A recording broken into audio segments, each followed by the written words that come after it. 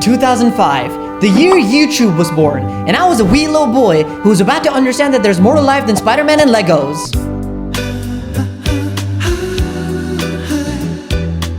And wear your seatbelt. This is literally why I still wear my seatbelt. Apparently she has some beauty products line now. Yes, I stalked her Insta. But anyways, Most Wanted 2005. You know, sometimes I meet people who are like, I love Need for Speed Most Wanted. And I'm like, I think we're gonna be best buds. But then they say 2012 and I never speak to them again. But this one, this game, this is it. This is the pinnacle of the Need for Speed franchise. Not my opinion, literally, this is the best-selling Need for Speed game by a long shot. I mean, it released on a bajillion consoles, and some of these ain't even the same game.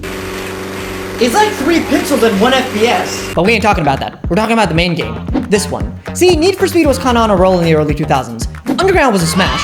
Underground 2 didn't sell as well. But then came Most Wanted. See, Underground had kinda adopted this tuner vibe. You know, imports, girls, body kits, all inspired by Superfast the movie. But there was one thing missing from those games. Popo. See, another thing we don't miss is that these men were pumping out games every year. While these days developers like, yeah, we'll release GTA 6 next decade. That also meant a lot of features get left on the cutting room floor. But Black Box started conceptualizing Most Wanted in 2003. They showed off a few trailers and... Get in. This is gonna be great. And great it was.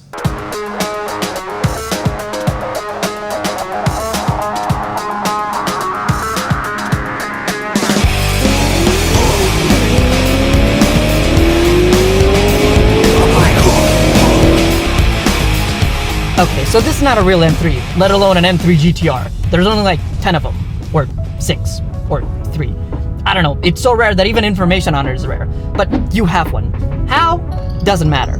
And side note, if you're gonna start pointing out plot holes in this game, you're not gonna have a good time. But one of the things the game does is start you off in one of the best cars, aka the BMW. Then raise the control oil lines, and then you're back to square one with the Punto. This is also the part where 90% of the cutscenes play. And when I tell you, the cutscenes are golden. What did I tell you?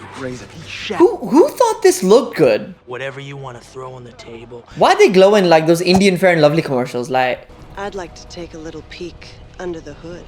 that's like a clear sexual innuendo, right? Like, she wants to see this dick. So anyways, you lose the car and Mia takes you to buy a new car. And now you're in a shit car and a shit safe house with your shit life. Okay, so let me explain the plot. Razor was number 15 on the Blacklist. He cheats you, takes your ride, and now rocketed to number 1. And now you gotta get to number 1 to challenge him. Cross and his partner, friend girl, I don't know, are after you, because they're bad people, and you're just a saint trying to make it out here in the streets. They'll be fine. And Mia is kinda into you, because you're a top G, but she's a cop.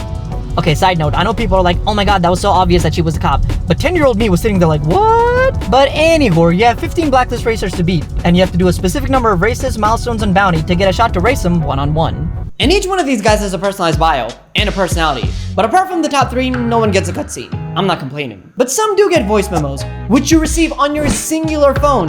Yeah, this game came out in 2005. Now, if you're about 5, you're probably sitting there like, oh my god, Forza's so hard. Shut the f up. When I tell you, this game can be a pain in the ass. Please, I beg.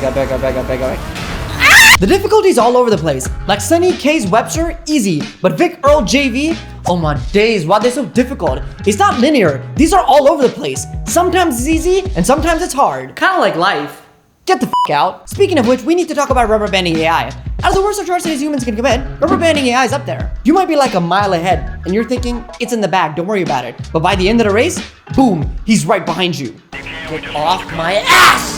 But ketchup aside, it also matters what kind of car you're using. If you're using a really shit car and trying to win, the game doesn't scale back entirely, you're going to lose. But if you get a really good car, you're gonna demolish the competition. And cause I've played this game like a million times, I'll let you know what are the best cars. These beginning cars are alright, the Clio's a pocket rocket, Super sucks, the SF500's a beast for some reason, but handles like crap, these cars are whatever, beat number 6 and get his Lambo at any cost, it's fully upgraded for some reason, the Mercy's pretty good, but I always beat the game in a Porsche Carrera GT. I keep a guards red in tribute to Paul Walker. Didn't he die in a red Carrera? That's the f***ing tribute. But you ain't gonna get to try all these rides cause money's expensive. I mean, cars are expensive. The Carrera GT is like 300 grand, and it costs like another 300 grand to upgrade it. So you're like 600 grand in the hole. Games just used to be hard back in the day.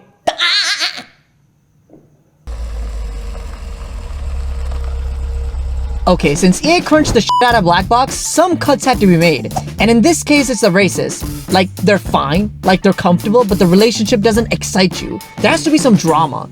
The only drama is the f***ing rubber banding, or these f***ing pizza taxis.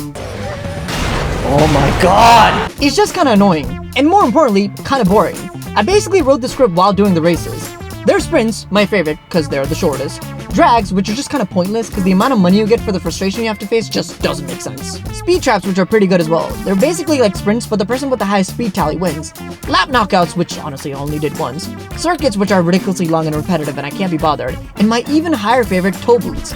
This is literally my meditation, because it's piss easy. You just drive from point A to point B to point C, and you have plenty of time to think. I really loved her. And the thing is, all of them give the same amount of money, so it doesn't make sense to do the longer ones. As the capitalist would say, no incentive. I have a degree. But the secret sauce in this racing game isn't the racing. It's the... Now I'll take that into consideration if you give yourself up. So what's it gonna be? I ain't going back to the can! The police chases. This is by far the pinnacle of cops. Many men have tried, but no one could do what most wanted did. The system is perfection. Throughout the world, the cops will randomly spot you, especially if you're crashing into shit.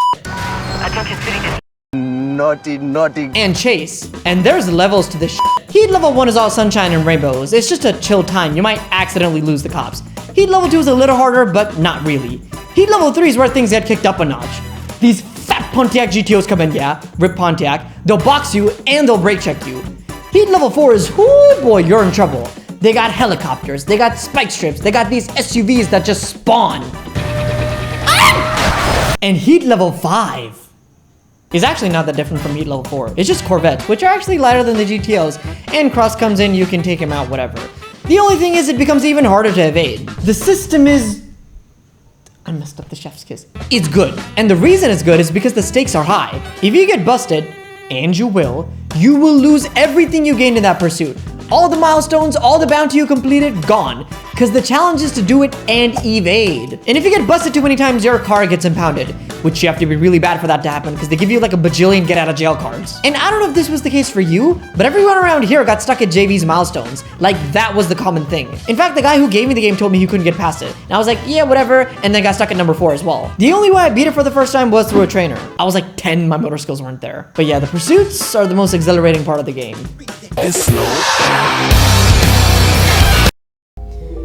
The music in this game slaps. Like, I know this looks like the whole game's personality, but at least it has a personality. It's got that punk rock, screamy, kind of metal, teen, angsty vibe, and I'm all here for it. Don't tell me you don't play some 9 down, drive down the street like a G. There's the soundtrack and some notable names like Lupe Fiasco and T.I., but other than that, I don't know these artists. All I know is it sounds good. By the way, listen to some of these songs on Spotify, they're weirdly censored.